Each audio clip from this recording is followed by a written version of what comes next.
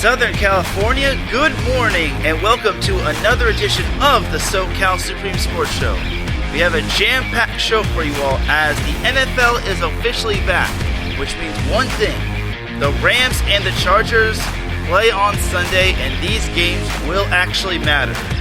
What will the Chargers and Rams need to do in order to defeat the Washington football team and the Bears?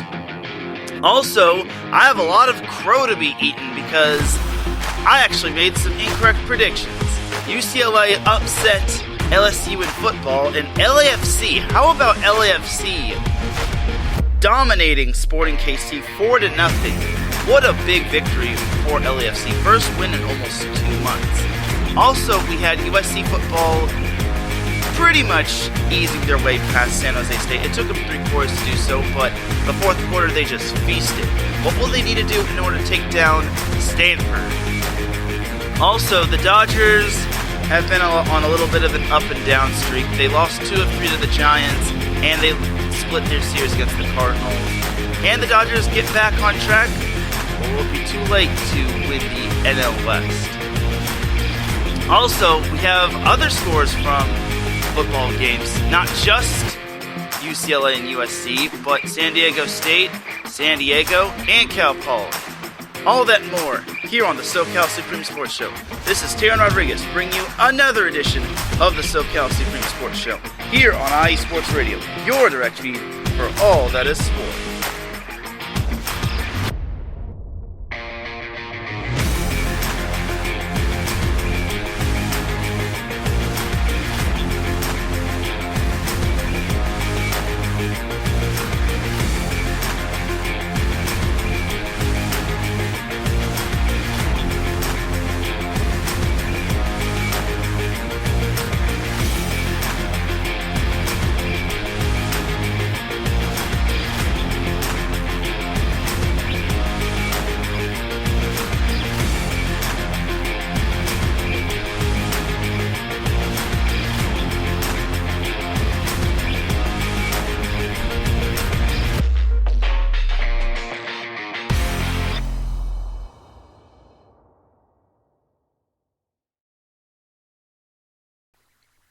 And welcome one, welcome all. How are you all doing today on this beautiful Friday morning?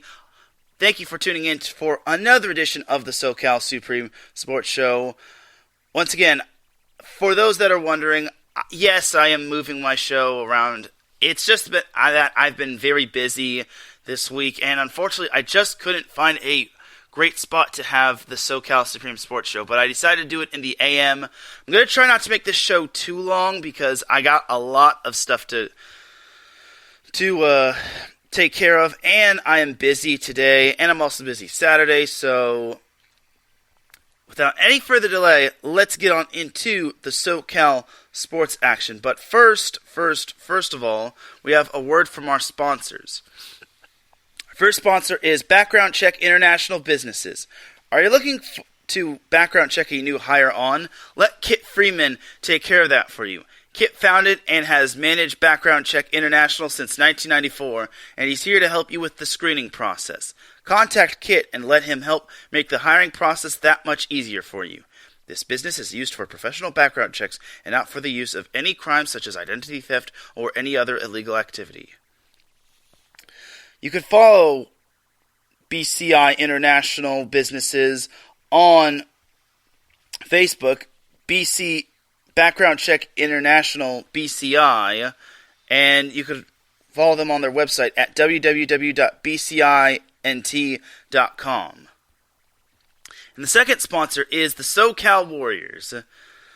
After a bye week last week, they are in week 5 of their football season, as this week they will be hosting the Inland Empire Kings this Saturday, which is also their military night. Now, how do I know that? Because I'm going to be attending that game, and I'm looking forward to PA announcing. And we also will have a little bit of a live stream as well, courtesy of IE Sports Radio's YouTube/StreamYard account. But other than that, the SoCal Warriors are 2-1, as they face the Inland Empire Kings, which is sure to be a barn burner. I use the term barn burner a lot, but I digress. The world of semi-pro sports is unlike any other sports organization. Players pay to play in hopes of so many different outcomes, whether it's playing to get filmed to try out for professional teams, big-time colleges, or just playing to stay in shape. No matter what, all semi-pro players have one thing in common, and that's playing for the love of the game. The SoCal Warriors have been on a quest to earn titles and give players second chances since 2017. Whether you're in Southern California or anywhere in the world, give semi-pro sports a chance if you love your sport. You may get the second chance you've been waiting for as an athlete. You can follow them on social media at SoCal Warriors. You can follow them on Instagram at Southern California_Warriors. And also check them out on Facebook by typing in the word Southern California Warriors. So thank you to SoCal Warriors and BCI businesses for being the official sponsors of IE Sports Radio, your direct feed for all that sports. And definitely check out the IE Sports Radio website. I swear, I promise y'all, I'll get something up when it comes to their blog site. It will be involving the Olympics. Well, in terms of like indoor women's volleyball, but I digress. So now let's get on to the Southern California sports action. So this week, obviously, we got to address the king of all kings, the Rastafari of all sports, the NFL. So the Chargers and the Rams play on Sunday, and the Chargers are at Washington to take on the football team, while the Rams are at home to take on the Chicago Bears. So let's get on into the Chargers first. So for the Chargers, they kind of have their work cut out for them. They're facing one of the better defenses, and they're facing Ryan Fitzpatrick. Now, Ryan Fitzpatrick can be probably one of the more elite quarterbacks, or he could be a complete wash. Fitzmagic can work his magic all over the field, and he's done that in the past. He had a big game against the Raiders, which pretty much knocked them out of playoff contention last year, and he helped Tua get off the ground, but now he's in Washington, where he will hope to put the Washington football team back into the playoffs and hope to make them division champions.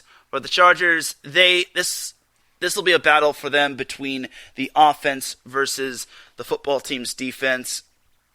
The Chargers have great weapons, such as Justin Herbert under center, Keenan Allen at wide receiver, Mike Williams, Donald Parham, Jared Cook, and that offensive line looks really good.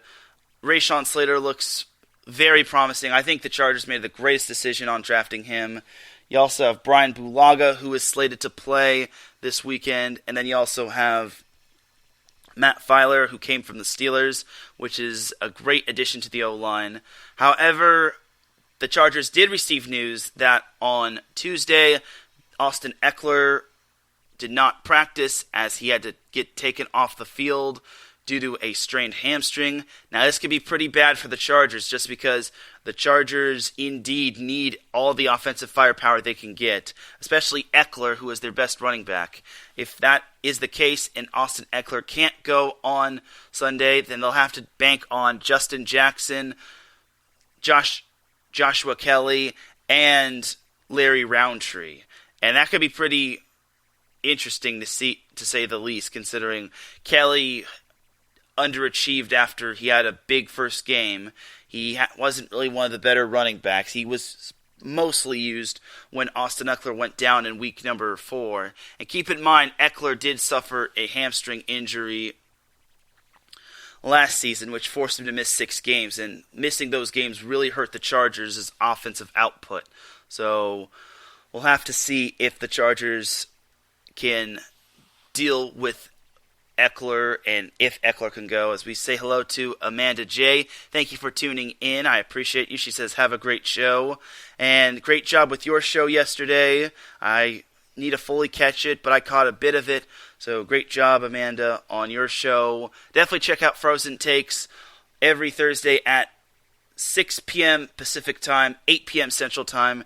She talks all things Minnesota, including the Vikings, the University of Minnesota, the Minnesota Twins, all that good stuff. So Thank you for tuning in once again, Amanda. So, anyway, for the Chargers, this could be a little dicey, but the keys for them to winning are to make sure Justin Herbert gets all the protection he needs, because Chase Young is going to be chasing him all over the field. And you also have Vontez Sweat, who is good when it comes to the defensive front.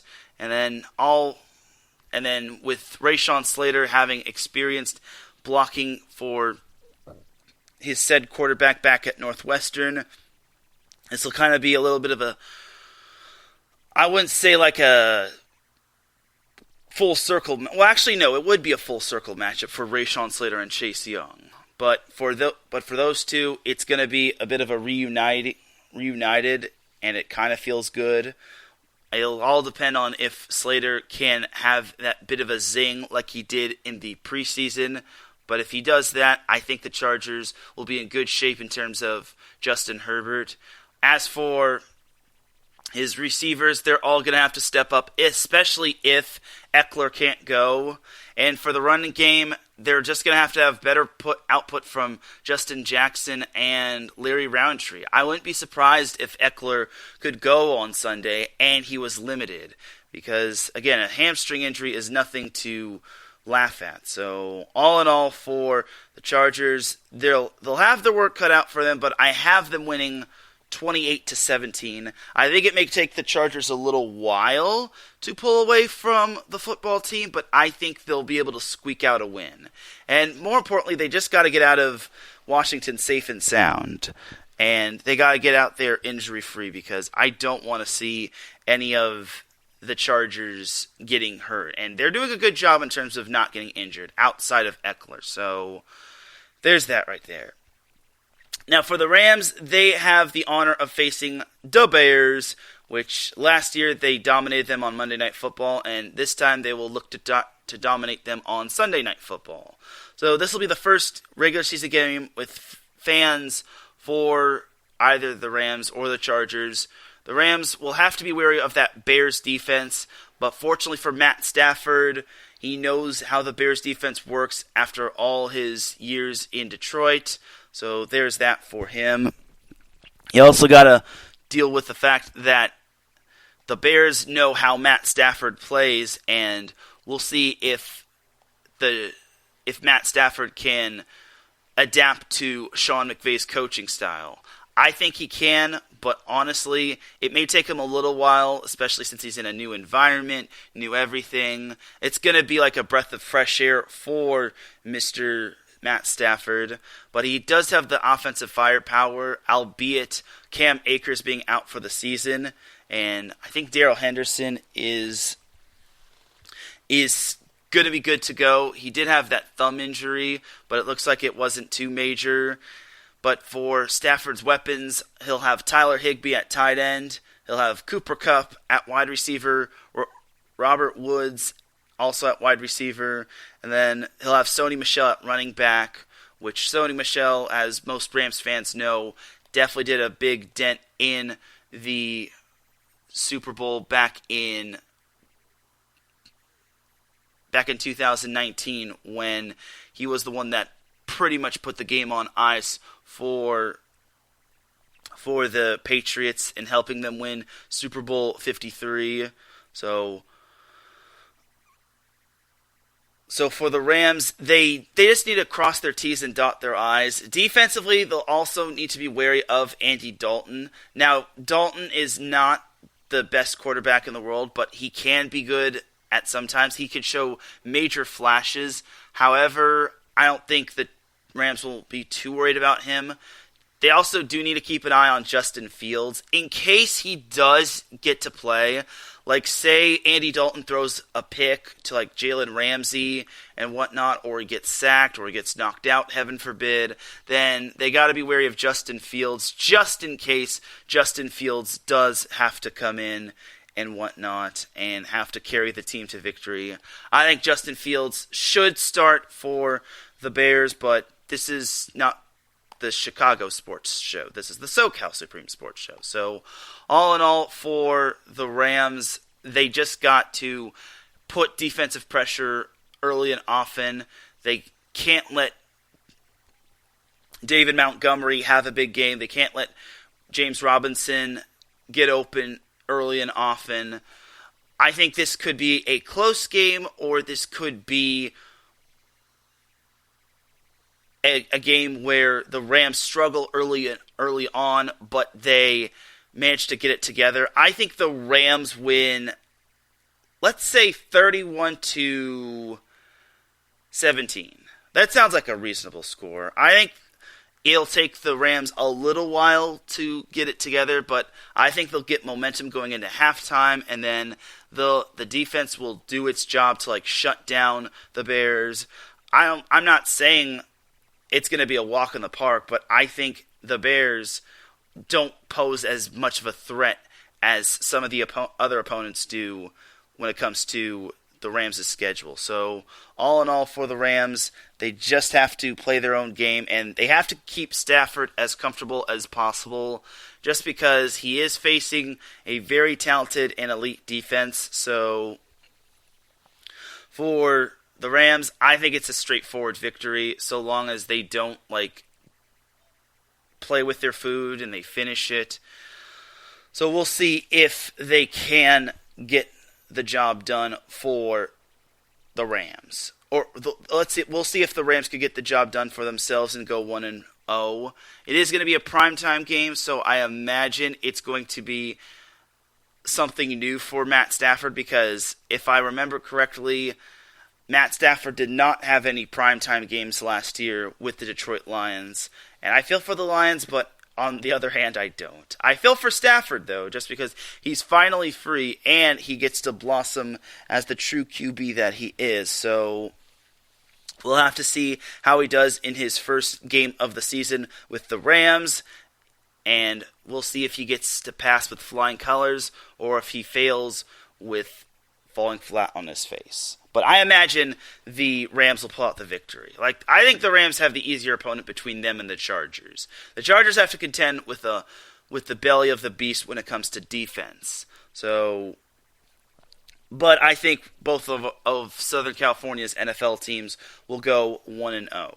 So that's that for the NFL. Let's jump on into some college football where, oh my goodness, the LA Rams managed to pull off the big-time victory against the LSU Tigers. They managed to win 38-27, which was absolutely amazing. And honestly, I think UCLA is putting everyone on notice. And one thing that happened before the game was a very funny soundbite from Coach Ed Orgeron before the game happened. So here's what happened before the game when Coach Ed Orgeron was approaching the Rose Bowl.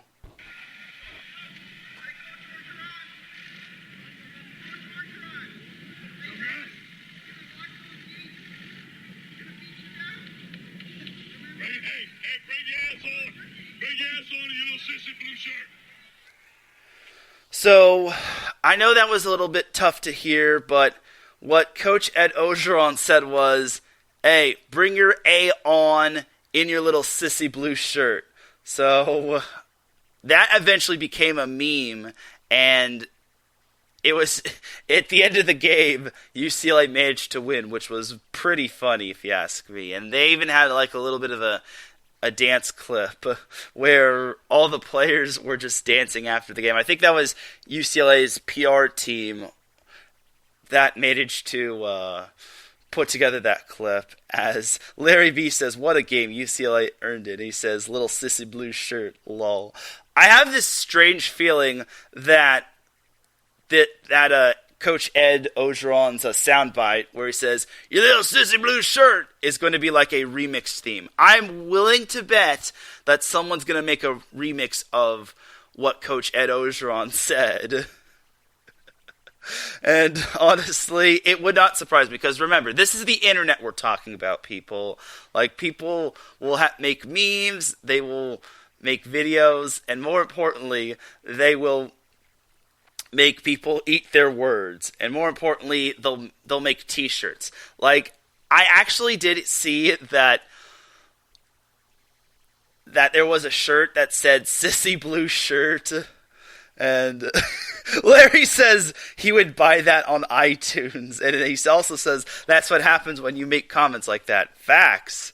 I don't think any of the players heard him say that, but I think eventually they all found out, and then that just made the victory a lot more sweeter. So that was pretty amazing by UCLA pulling off that victory. And I admit, I said UCLA wasn't going to pull off the victory. I am not afraid to eat crow. I really think UCLA put together a great game, and I don't think this could be considered an upset just because they limited LSU to only 27 points. Now, LSU obviously is nowhere near as good as they were back in 2019 when they won the whole natty with Joe Burrow and Jamar Chase and all that. But honestly, I still think it's quite the big deal because UCLA's last win over a ranked SEC opponent was against Tennessee. I want to say it was like 2012 or something. Regardless, it is a big victory for the Bruins. I think that is the biggest win under Chip Kelly, and I think that everything is coming up for UCLA. So the Bruins have a bye this week, but UCLA returns to action next Saturday against Fresno State at 7:45 p.m. Pacific time. We're going to get some Pac-12 after dark action, but I'm pretty sure UCLA can defeat Fresno State. Now, Fresno State almost beat Oregon, so honestly, I wouldn't be surprised if Fresno State gave the Bruins a battle, but if UCLA plays like they did against the Tigers, yeah, I think UCLA will ease to victory. Larry says the only thing worse about sissy blue shirts is when you get beat by study sissy blue shirts. Freaking UCLA, what a victory. And then Larry says that moment when you realize Tennessee was once ranked. And yeah, that's actually very true, Larry.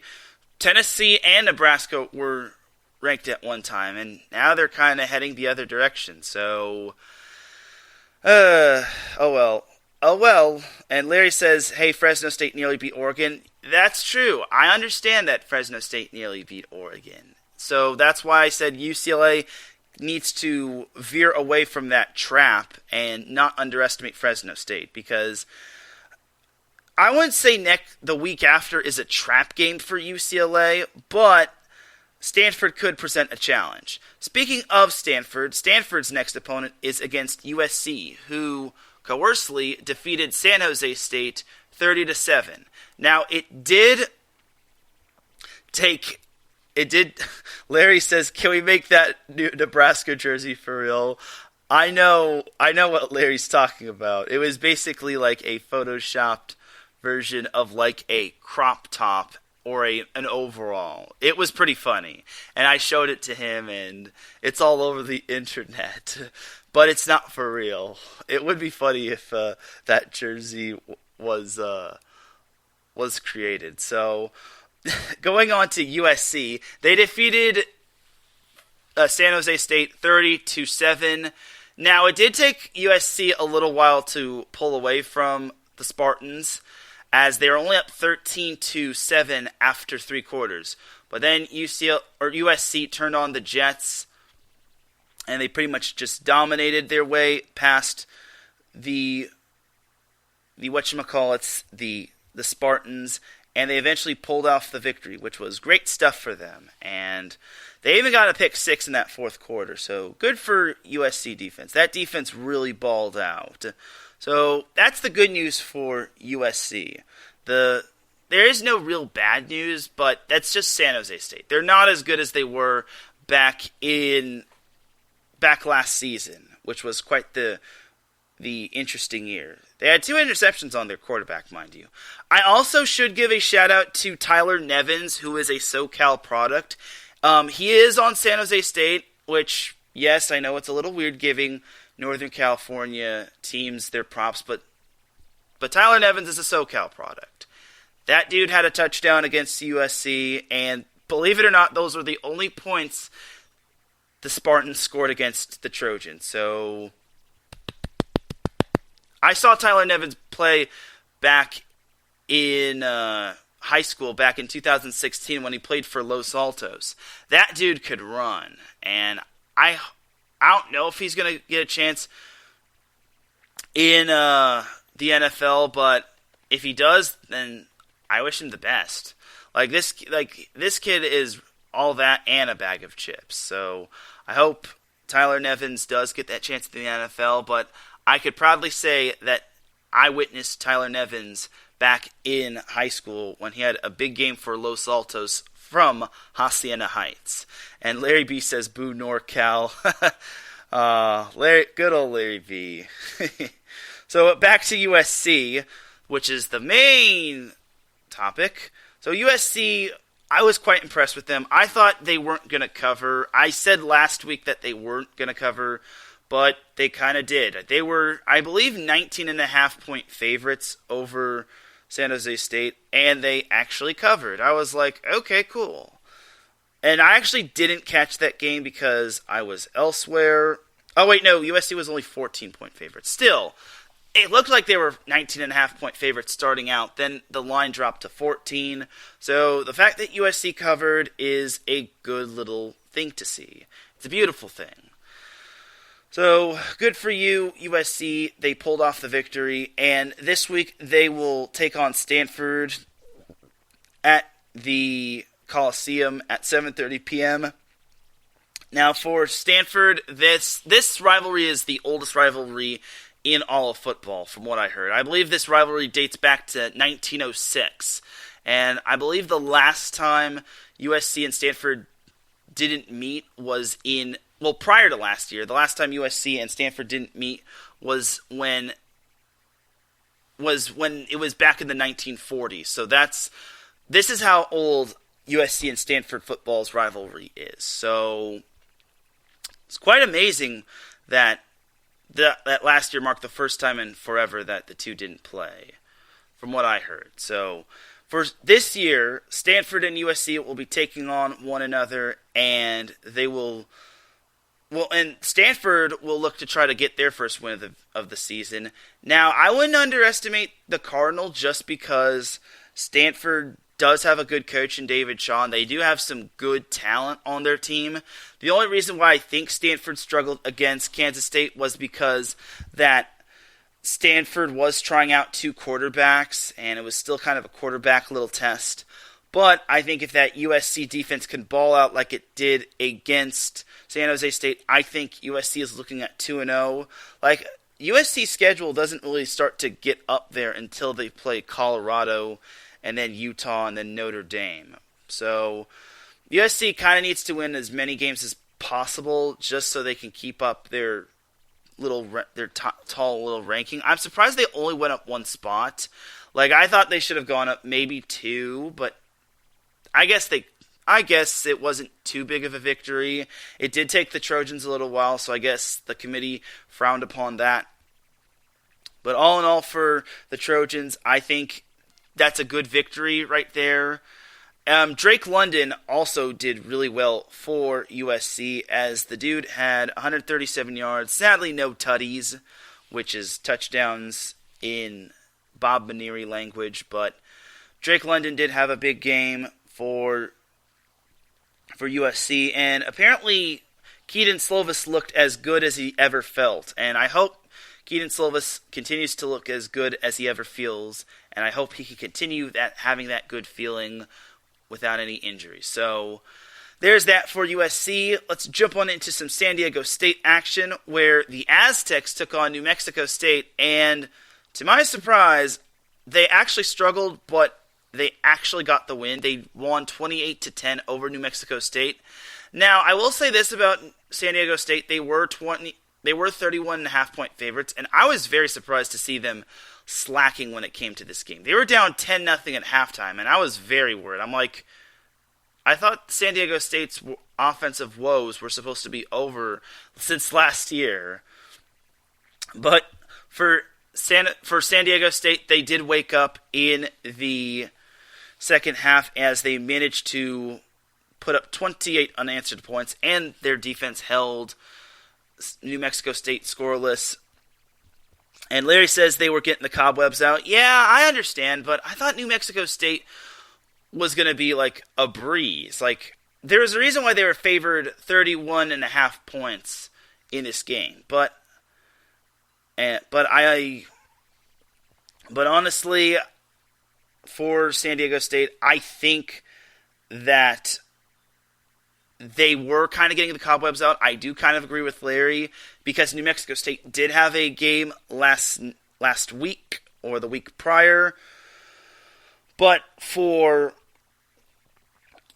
San Diego State, it kind of took them a while. Unfortunately, they did not cover, and I was very sad when that didn't happen. And unfortunately, for those that bet that took the points, then I'm happy for you. I just wish they could have. San Diego State didn't have to make it so stressful. It's like, guys, what are you doing? Like, why are you like making this difficult on yourself? And Larry says, did Ricky Long retire? He is not on their coaching staff. Brady Hoke is their head coach, as he was named their head coach on January 8th, 2020. So he is in his second year as the Aztecs head coach. So to answer your question, Larry, yes, Ricky Long did retire, as Brady Hoke is the new head coach, or Rocky Long. Okay, so Rocky Long did retire. So that must have been a autocorrect error. Thanks, Spreaker. But yes, Rocky Long did retire, as Brady Hoke is the new head coach. Last season, San Diego State had kind of the season to forget, as they finished, I believe, in third place. They lost to Nevada. I remember that. And I also saw they lost to San Jose State, which wound up winning the whole thing. So for San Diego State, this is kind of picking up the pieces and getting back on track. So for San Diego State, I think they need to have a better offensive system. They can't keep spotting other teams' points, because this week they do face... Now, I wouldn't say their opponent is a big-time opponent, but they do face Arizona. That is a Pac-12 school, and that team didn't get demolished by BYU. So think about it. It's Pac-12 versus non-Power 5. So for Arizona, they are kind of on the up and up. I think the Aztecs can win. However, it wouldn't shock me if Arizona won. So all in all, for San Diego State, I think this could be the battle of which team's offense can actually not sputter. And something I do got to make note of Arizona is that they have a great recruiting class, as that team is getting quite the good amount of talent in the near future, as some of their products are coming from Southern California, and they're coming from schools from teams such as Servite. I think they got a few players from Mater Dei, and I think that, and then many other SoCal teams. Or SoCal high school. So for Arizona, I think their future is looking bright. For the present, it's going to take them a while, but I think Arizona is definitely on the up and up. So I think San Diego State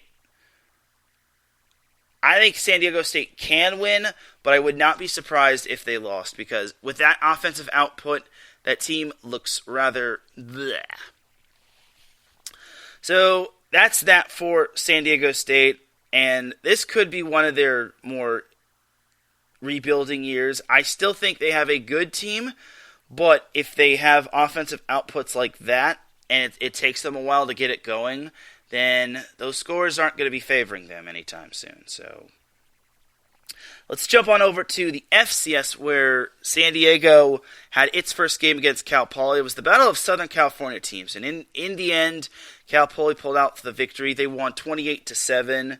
Cal Poly will tussle with Fresno State this Saturday, which I don't mean to say this in a negative way, but I think Cal Poly is not going to win that one, just because Fresno State nearly beat Oregon, which was ranked number 12 at the time.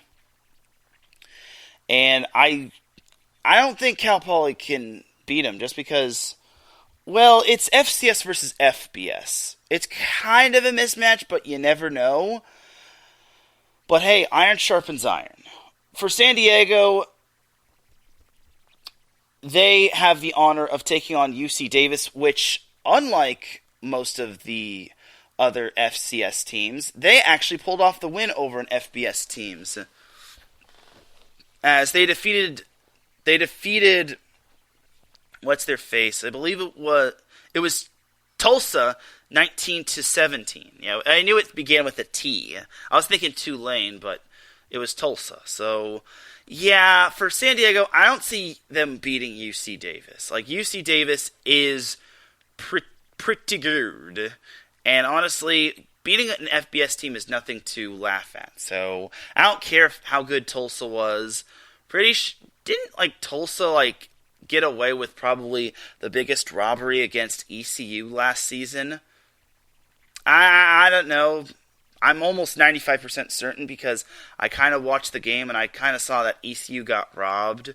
And it was one of the more disappointing games I had ever seen. And it was heartbreaking for ECU fans. So, for San Diego and Cal Poly, I hate to say this, but they will be taking the L this week. But if they, for some odd reason, they do pull out the win, then I'll be eating more crow. So, I'm not afraid to admit that anything did not age well on my end. So, there's that.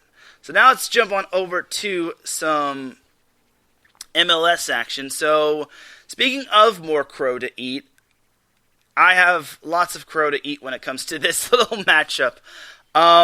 Remember last week I said that LAFC was going to get their first victory, but it wasn't going to be against Sporting KC? Yeah, that was my bad. LAFC just dominated Sporting KC last Friday, 4-0. I was very surprised to see Sporting KC getting their you-know-what kicked.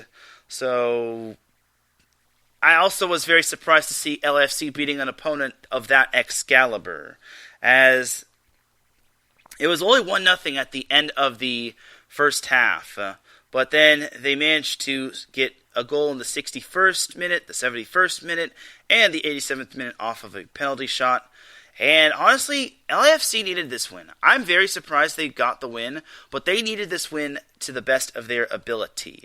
So I think LAFC winning that game has reinvigorated their chances of possibly making the playoffs. It's a little too early to say playoffs, but I think with this momentum going into Sunday, I think LAFC can take that momentum and beat Salt Lake.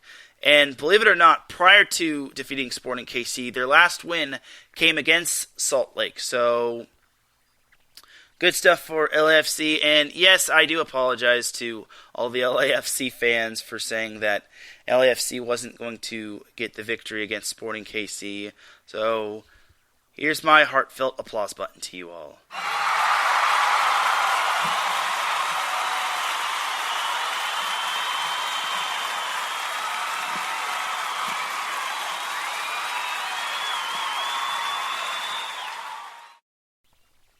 So there is that for LAFC. Now, for LAFC, they are currently in 9th place in the Western Conference. They're not too far behind from Salt Lake, so I imagine this matchup against Real Salt Lake is going to be a real barn burner, and it's going to be very important for LAFC. Can they win? Of course they can, but it's going to be quite the tough matchup just because Real Salt Lake is in the playoff hunt too.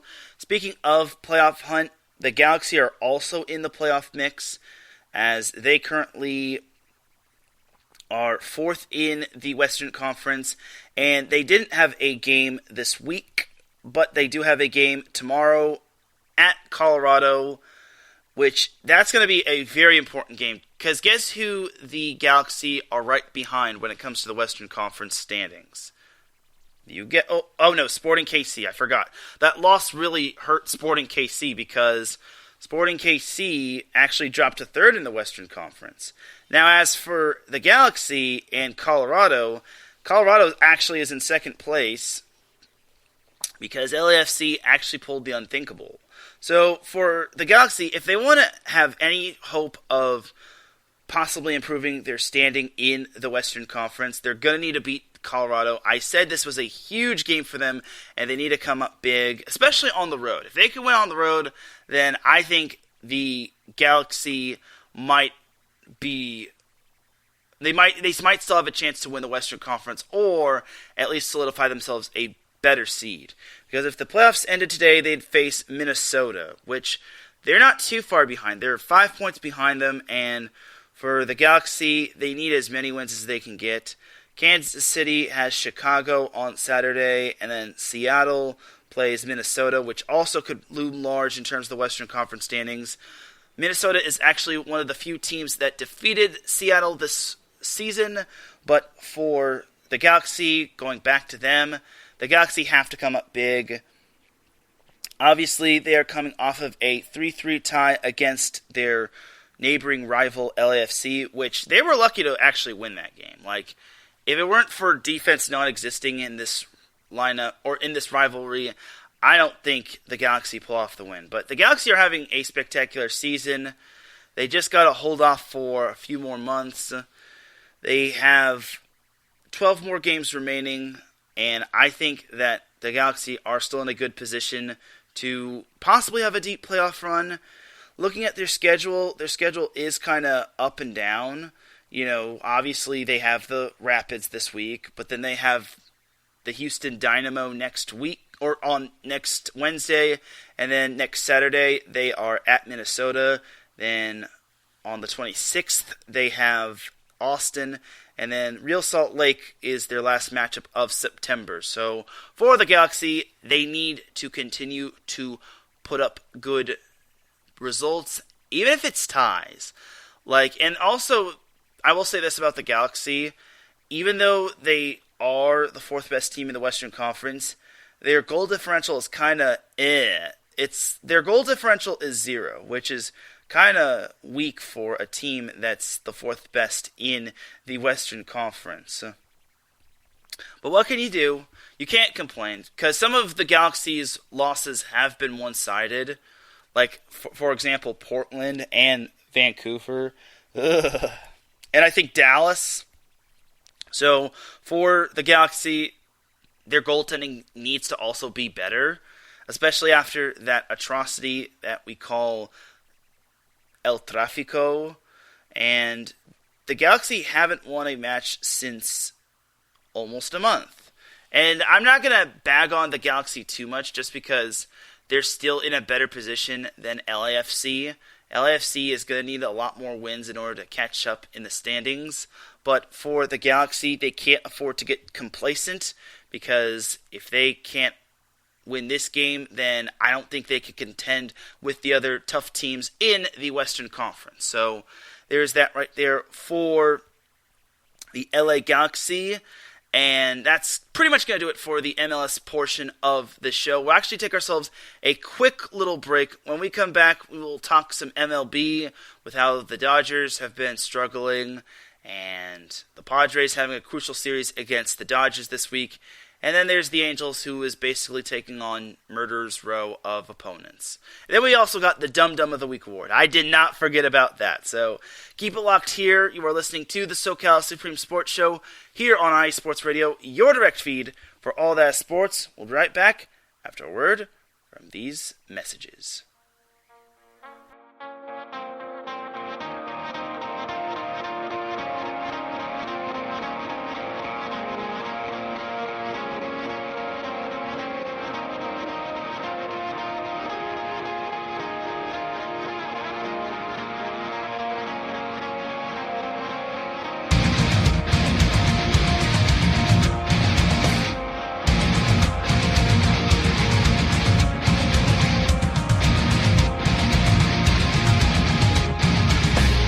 Hey sports fans, do you like wine? Well, we've got the show for you. This is Let's Wine About Sports, a show where we talk about wine and sports simultaneously. From the classic Cabernet Sauvignon, all the way down to the grapes that you've never even heard of before. Oh yeah, we cover it all. And we'll talk about a little bit of sports as well. Football, hockey, collegiate, women's sports, it doesn't matter. We're going to talk about it all, and we're going to whine about it all. So join me Monday at 8 p.m. on IU Sports Radio, your direct feed for all that is sports.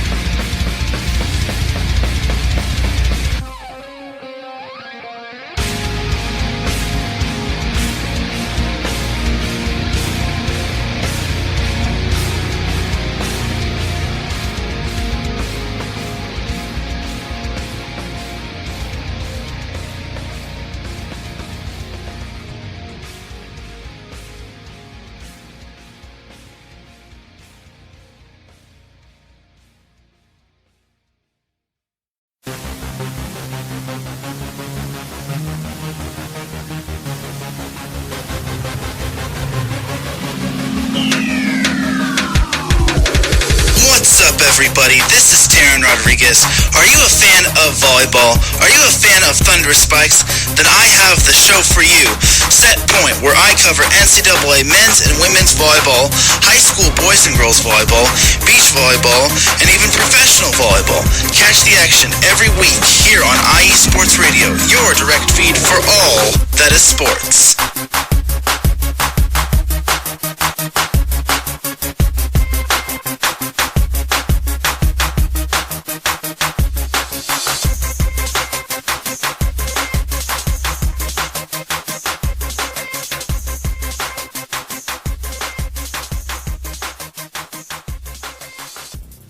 That sounds like a pretty good show right there. But welcome back to the SoCal Supreme Sports Show.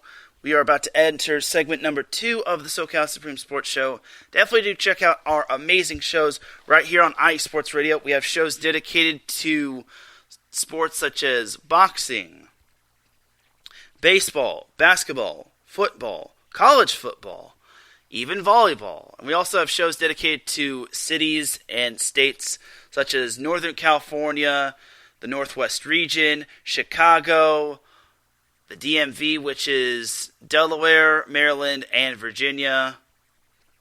And we have all sorts of shows. We also have, I believe, the Sports Couples Perspective coming up later on today at 7 p.m. Pacific Time with Larry B. and his soon-to-be fiancée, Cecilia. So definitely do tune in for that. But without any further delay, let's get on into segment number 2 of the SoCal Supreme Sports Show. So now we got the Dodgers, Angels, and Padres to talk about.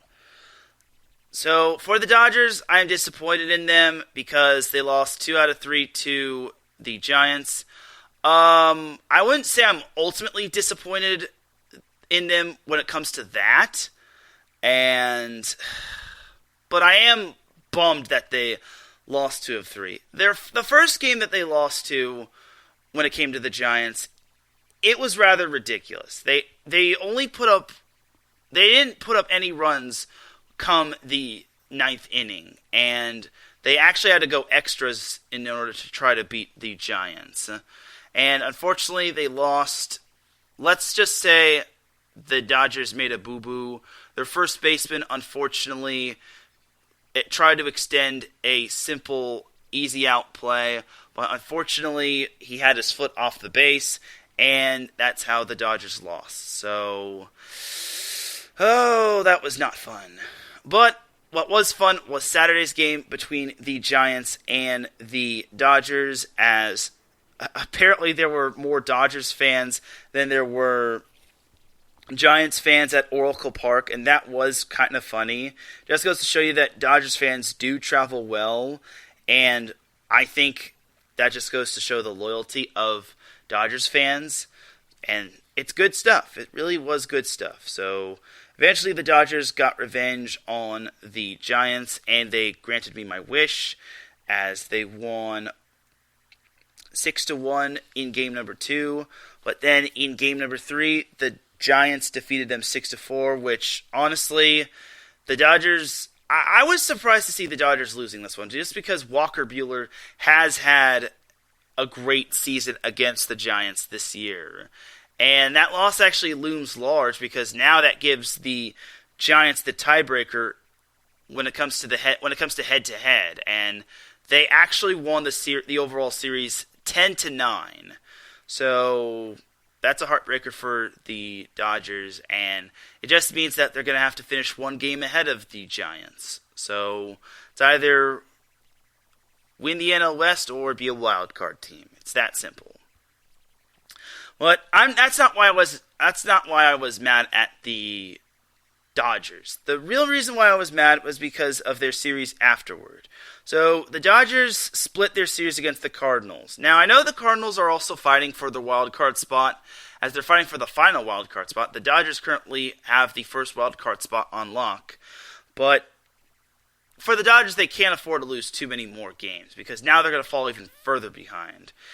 The Dodgers won the first two games 5-1 and 7-2. They didn't have too much trouble against the Cardinals, but then in the third and fourth game, the Dodgers lost 5-4 and 2-1. And Cody Bellinger has been really struggling for the Dodgers this year. Well, pretty much this year in this stretch. And believe it or not, yesterday's game against the Cardinals, the Dodgers, I think it was their 5 through 9 hitters, went 0 for 17. That just went to show you how much the Dodgers are kind of struggling in terms of those bats. So if the Dodgers want to have any hopes of having a deep playoff run and maybe just winning the NL West, those bats are going to need to wake up because they have too much talent to be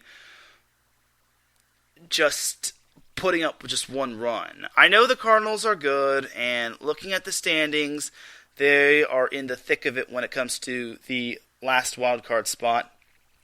They're only 3 games behind San Diego and 2 games behind Cincinnati. Cincinnati is pretty much the closest team to the Padres in terms of that. But if for some reason the Dodgers play the Padres in the wild card round and it's a one-and-done game, it's going to be complete chaos. Because if the Dodgers struggle against the Cardinals, I can't imagine what's going to be happening against the Padres. Speaking of the Padres, that is the Dodgers' next opponent when it comes to their series. They have 3 games at the Chavez Ravine this weekend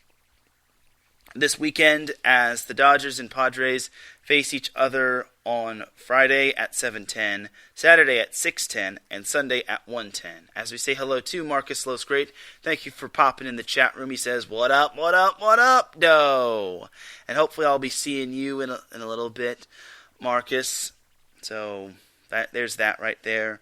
But after their series against the Padres, the Dodgers will have a 3-game series against the Diamondbacks, which should be a walk in the park. Knowing the Dodgers, it's probably not gonna, but I digress. And then next weekend, the Dodgers have a 3-game series against the Cincinnati Reds, which could loom large for both teams.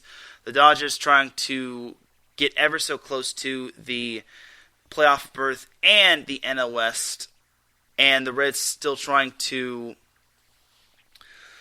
lock up that final wild card spot, which that could also be a preview of a wild card game. So this week will be preview number 1 of a potential wild card game, and next week could be the preview of the other wild card game between the Reds and the Dodgers. But this week it's just Dodgers-Padres. Speaking of the Padres, yet again, the Padres, well, they're still doing all that they can to try to get to the final wild card spot. They did win 2 out of 3 against the Houston Astros.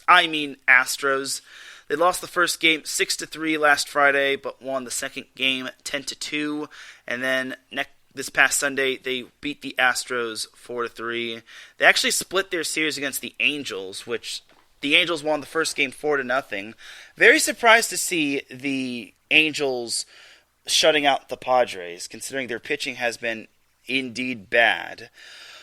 Something else to note for the Padres and the Angels is that the Padres actually had a no-hitter going into the 6th inning, and then Joe Adell was able to break up that no-hitter, and eventually the Angels were able to break the game loose. So Had some good stuff from the Angels, but the Padres got the last laugh as they defeated them 8-5. That game was pretty much over in the second inning as the Padres put up 8 runs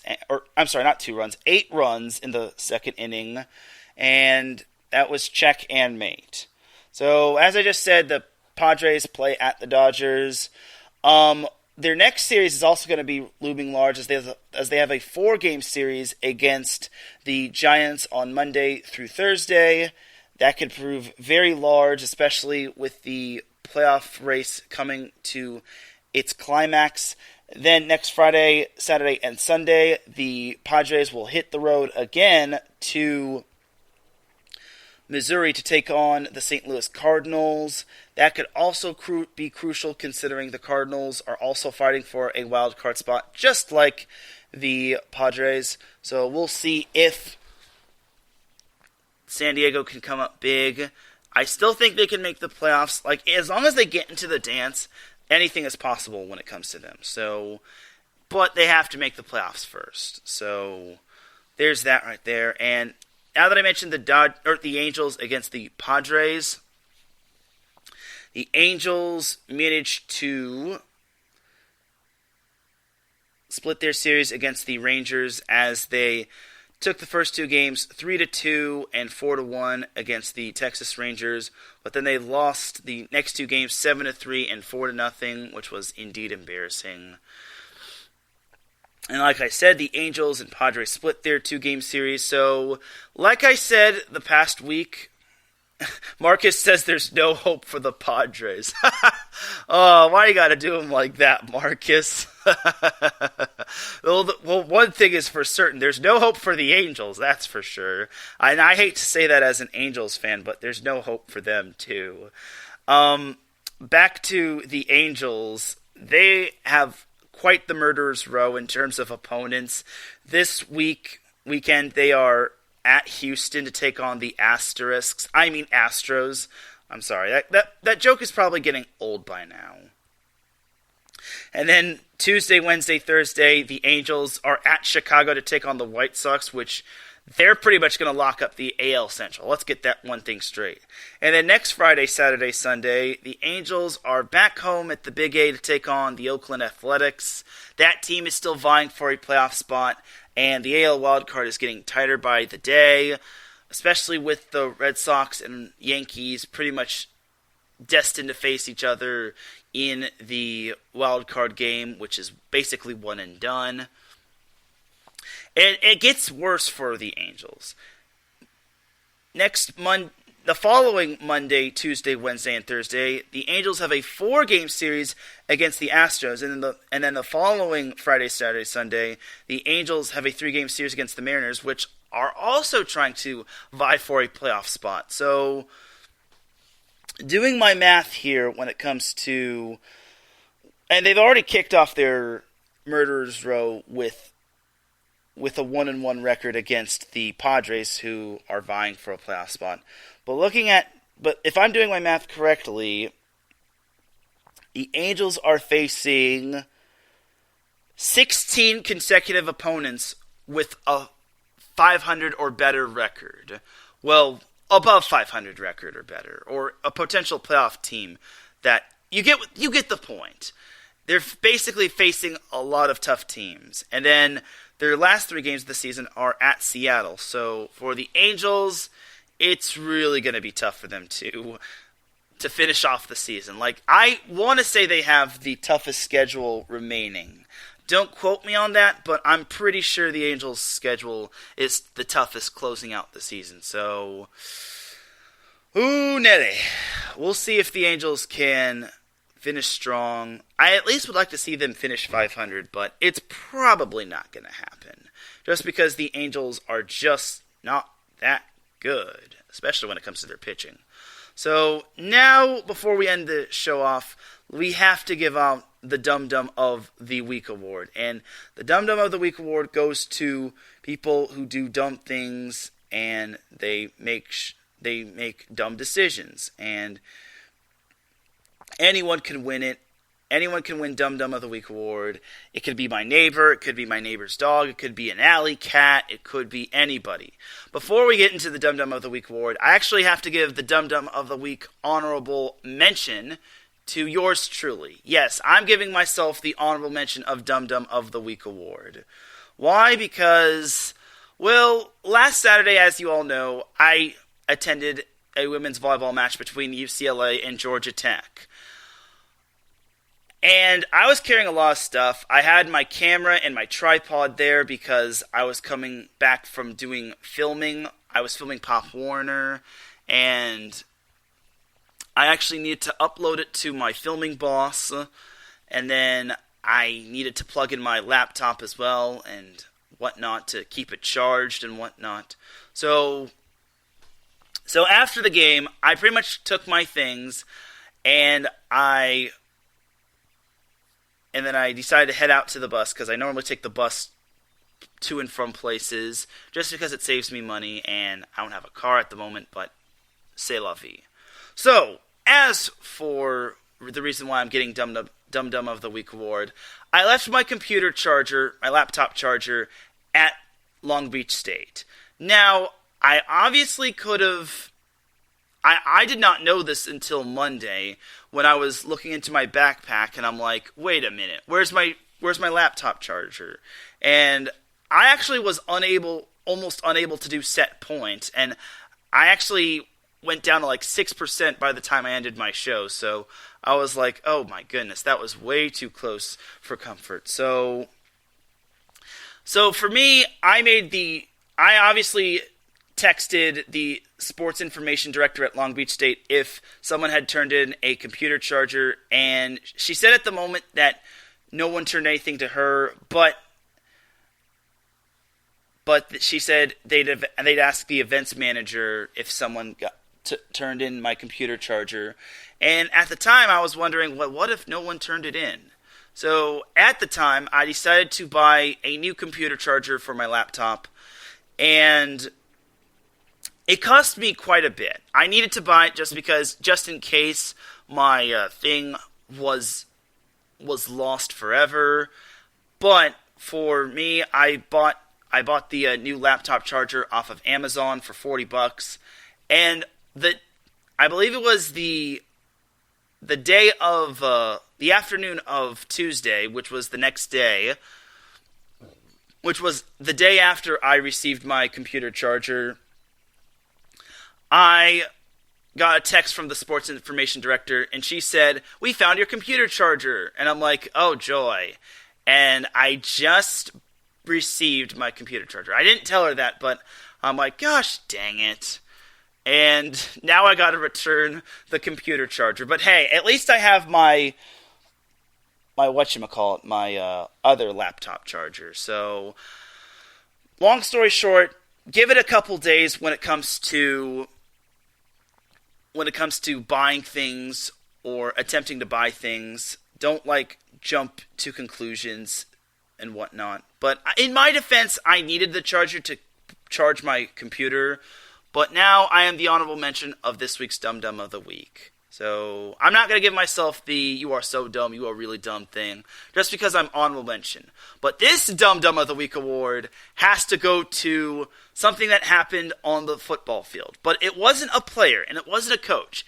It was something that happened away from football. So what had happened, this goes to the University of Indiana versus the University of Iowa.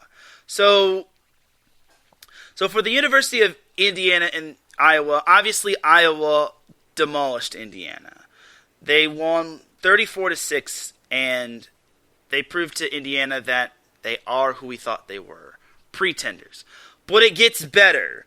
So, one of the players on Indiana, David Holloman, had a little bit of a misspelling in the jersey name. It wasn't his first or last name, or it wasn't his last name. It was the front of the jersey. Someone my bad, y'all. Someone accidentally spelt Indiana incorrectly. They spelt it Indinia. Indinia. They spelled it Indinia when it's supposed to be Indiana. So, how do you mess up a jersey name? You work at the school. You can't just mess up something like that, especially if it's the name of a school. That's like a proper name. Someone is going to get fired or fined, or they're going to get their pay docked. Like, you can't make those mistakes. It's one thing to mess up a player's name, but to mess up the school name, it makes the University of Indiana look like a bunch of second graders. Like, how do you mess up that? Oh my goodness. I couldn't believe it. It was almost too bad to be true. So honestly, to the University of Indiana, or to the person that was making the jerseys when it comes to the University of Indiana, you are this week's Dum Dum of the Week award recipient. So dumb. You are really dumb. For real.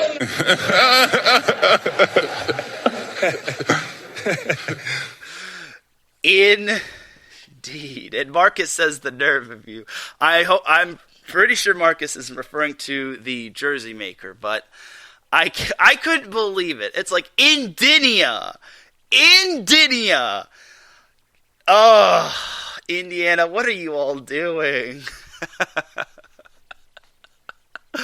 Oh my goodness. But that's going to do it for this week's episode of the SoCal Supreme Sports Show.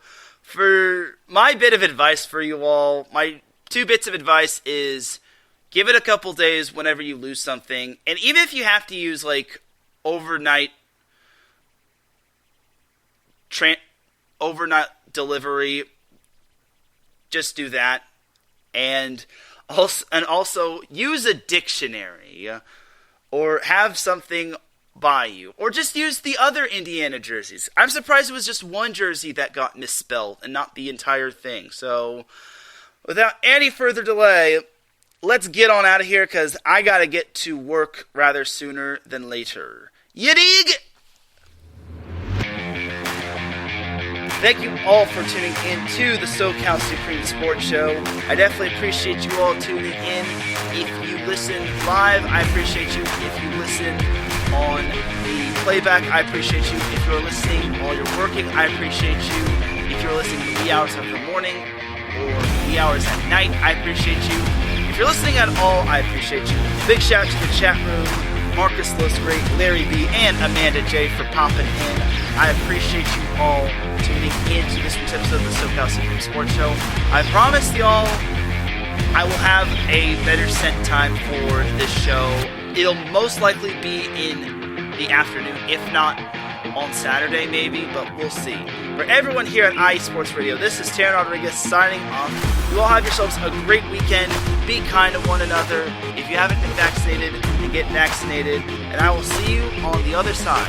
Have a great weekend, and remember, SoCal is for SoCal. Peace!